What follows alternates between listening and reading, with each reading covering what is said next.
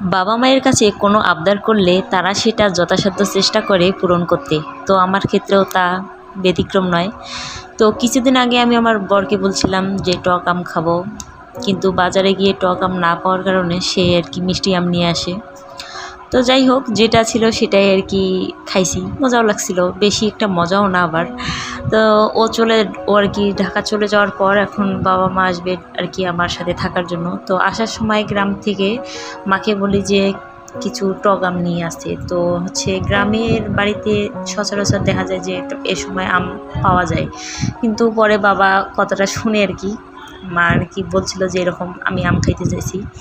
তো বাবা প্রথমে আর কি রাজি ছিল না আম আনতে, কারণ হচ্ছে এই সময় আম একদম ছোট ছোট, আর এই সময় আম খেলে আর কি দেখা যায় যে আমাশা, ডায়রিয়া, গরমের মধ্যে যে কোনো ধরনের আর কি সমস্যা হতে পারে। তো বাবা সেই কারণে আনতে যাচ্ছিল না, কিন্তু তারপরও মা আর কি চুপ করে পেরে আসার সময় নিয়ে আসছে। তো এই আমটাই সেই আমটা। তো একদম ছোট ছিল, মানে ছোট ছোট ছিল আমগুলো, কিন্তু তারপরও আর কি খাইতে যেহেতু মন চাইছে, তো আমি আজকে সেটারই একটা ভিডিও করতেছি। তো প্রথমে আমগুলো ভালো করে ধুয়ে তারপর সেটা কেটে কেটে নিছি, আর কালো কালো কিছু ছিল, মানে পাততে গিয়ে দেখা যায় আগাতে মানে একটু কালো হয়ে গেছিলো।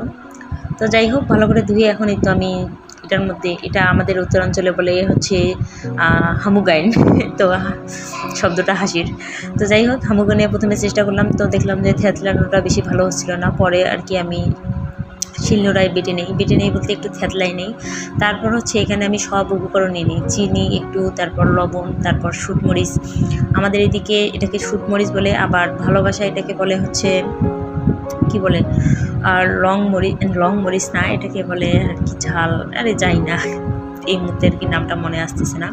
তো এগুলো প্রথমে আর কি ভালো করে আমি ভেঙে নিচ্ছি। তারপর হচ্ছে সরিষার তেল রেডি। তারপর হচ্ছে ভাবতেছি যে যেহেতু আমগুলো ছোটো ছিল টক হবে কিনা, তো সেই জন্য, আর তাছাড়া এমনিতে এক্সট্রা একটা ফ্লেভারের জন্য আমি আর কি লেবুটা চিপাই দিচ্ছি। আর এই লেবুগুলো হচ্ছে গ্রামের বাড়ি, মানে আমাদের গাছের লেবু, খুবই টাটকা, মানে খুবই রস আলো একটা লেবু।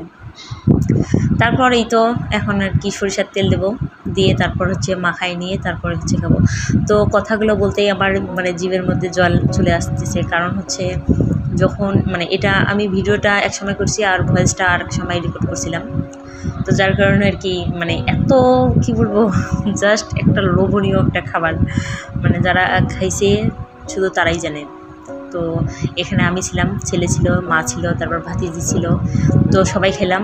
আমি তো মানে ভীষণ খুশি একদম, মানে আমার অনেক দিন পর স্বপ্ন পূরণ হলো টক আম খাওয়ার। আর এইদিকে ছেলেও খাচ্ছে, মা বলতেছিল যে খুব ঝাল হচ্ছে, মানে খুবই ঝাল হচ্ছে। আর একজনই তো ঝালের ঠেলায় আর খাচ্ছে না, ও বলতেছে না আমি আর খাবো না। তো আমি আর ছেলে খাচ্ছি। তো ভিডিওটা এ পর্যন্তই, সবাই ভালো থাকবে, টাটা।